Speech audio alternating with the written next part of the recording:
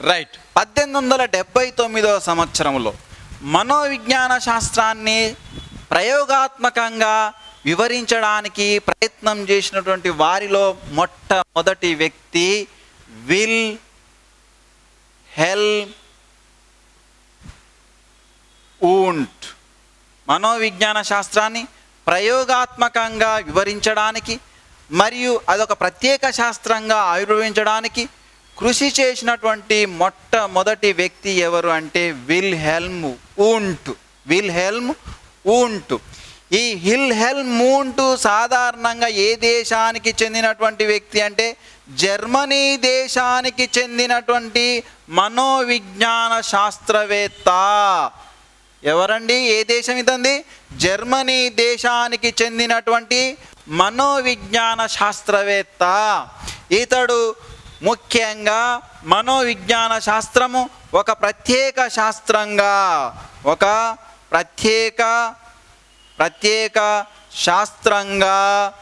ప్రత్యేక శాస్త్రంగా ఆవిర్భవించడానికి కృషి చేయడం జరిగింది. మరి ఏం చేశాడు అంటే మనోవిజ్ఞాన శాస్త్రము ఏమి చేస్తుంది అని దాన్ని నిర్వహించడానికి ప్రయత్నం చేసినాడు. ఏ విధంగా ప్రయత్నం చేయడం జరిగిందంటే ఆధారాలతో శాస్త్రీయంగా నిర్వచించడానికి ప్రయత్నం చేసినటువంటి వ్యక్తి ఇతడు. 1879 సంవత్సరంలో జర్మనీలోని లిప్జిగ్ అనే నగరంలో ఎక్కడండి? జర్మనీలోని లిప్జిగ్ అనేటువంటి నగరంలో మనోవిజ్ఞాన శాస్త్ర ప్రయోగశాలను సైకలాజికల్ ల్యాబొరేటరీ అంటాం. మనోవిజ్ఞాన శాస్త్ర ప్రయోగశాలను స్థాపించడం జరిగింది. మనోవిజ్ఞాన శాస్త్ర ప్రయోగశాలను స్థాపించడం జరిగింది. సైకలాజికల్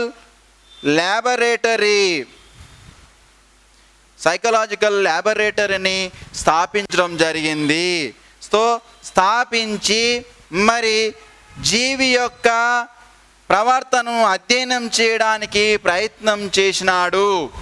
ఈ మనోవిజ్ఞాన శాస్త్ర ప్రయోగశాలలో వ్యక్తి యొక్క చేతనత్వాన్ని అధ్యయనం చేయడం జరిగింది. వ్యక్తి యొక్క దేనిని అధ్యయనం చేయడం జరిగింది అంటే వ్యక్తి యొక్క చేతనత్వాన్ని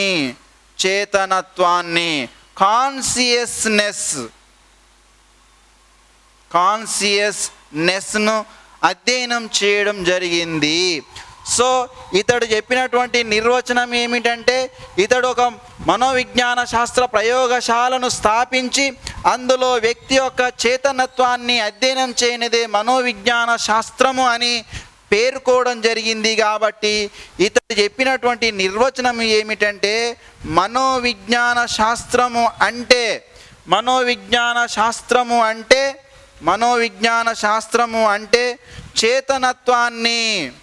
చేతనత్వాన్ని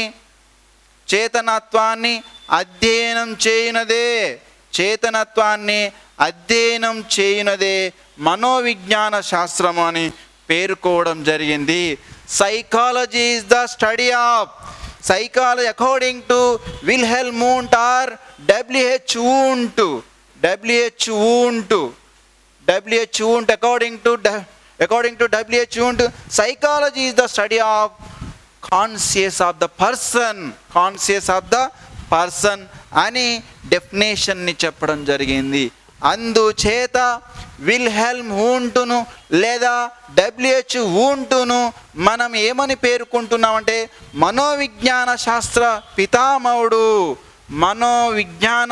శాస్త్ర పితామహుడు.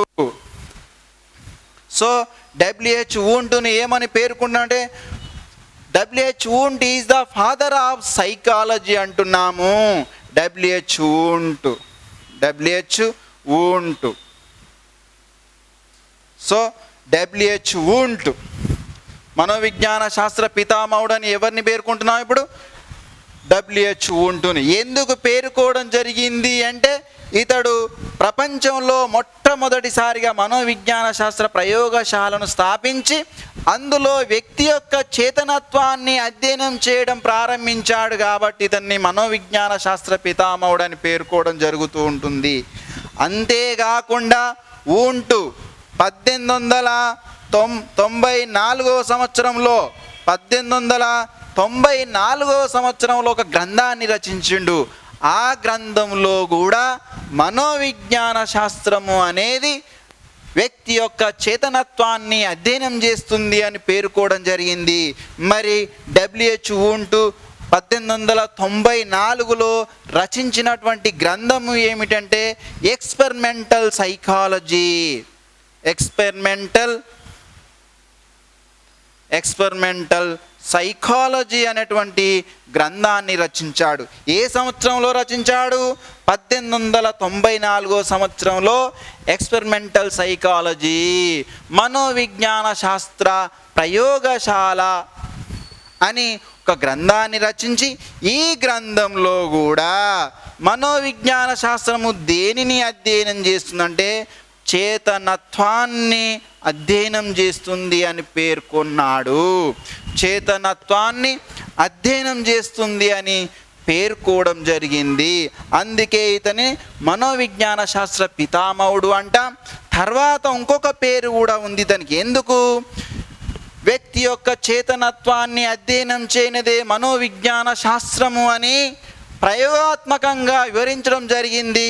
తాను రచించినటువంటి ఎక్స్పెరిమెంటల్ సైకాలజీ అనేటువంటి గ్రంథంలో వివరించడం జరిగింది కాబట్టి ఇతనిని ప్రయోగ మనోవిజ్ఞాన శాస్త్ర పితామహుడు అంటాము. ఎవరినంటాము? ఈ వుంటునే డబ్ల్యూహెచ్ వుంటునే పేర్కోవడం జరుగుతుంది. డబ్ల్యూహెచ్ వుంటు రెండింటికి ఫాదర్గా ఉన్నాడు. ఒకటి మనోవిజ్ఞాన శాస్త్ర పితామహుడు W H Wundt is the father of psychology and W H Wundt is the father of experimental psychology. ఈ రెండింటికి ఫాదర్గా కొనసాగాడు. సో ఈ విధంగా డబ్ల్యూహెచ్ వుంటు శాస్త్రోపకంగా మరియు ప్రయోగాత్మకంగా మనోవిజ్ఞాన శాస్త్రము అంటే ఏమిటంటే వ్యక్తి యొక్క చేతనత్వాన్ని అధ్యయనం చేస్తుందని పేర్కోవడం జరిగింది. సో ఇతని కారణంగా ప్రయోగాత్మకంగా వివరించాడు కాబట్టి మనోవిజ్ఞాన శాస్త్రం అనేది ఒక ప్రత్యేక శాస్త్రంగా 1879లో ఏర్పడింది. అంతకుముందు క్రీస్తు పూర్వం 400 సంవత్సరాల నుండి 1879 వరకు తత్వశాస్త్రము మరియు వేదాంత శాస్త్రంలో భాగంగా ఉండేది. ఎప్పుడైతే వుంటు మనోవిజ్ఞాన శాస్త్ర ప్రయోగశాలను స్థాపించి వ్యక్తి చేతనత్వాన్ని అధ్యయనం చేస్తుందని వివరించడం జరిగిందో అప్పటి నుంచి మనోవిజ్ఞాన శాస్త్రము అంటే 1879లో మనోవిజ్ఞాన శాస్త్రం ఒక ప్రత్యేక శాస్త్రంగా ఆవిర్భవించడం జరిగింది. సో ఇదే కాలంలో ఇతనికి సమకాలికుడైనటువంటి వ్యక్తి విలియం జేమ్స్ ఈ చేతనత్వాన్ని బలపరచడం జరిగింది. వుంటు ఏదైతే మనోవిజ్ఞాన శాస్త్ర ప్రయోగశాలను స్థాపించి వ్యక్తి చేతనత్వాన్ని అధ్యయనం చేస్తుందో వివరించడం జరిగిందో అదేవిధంగా ఇతనికి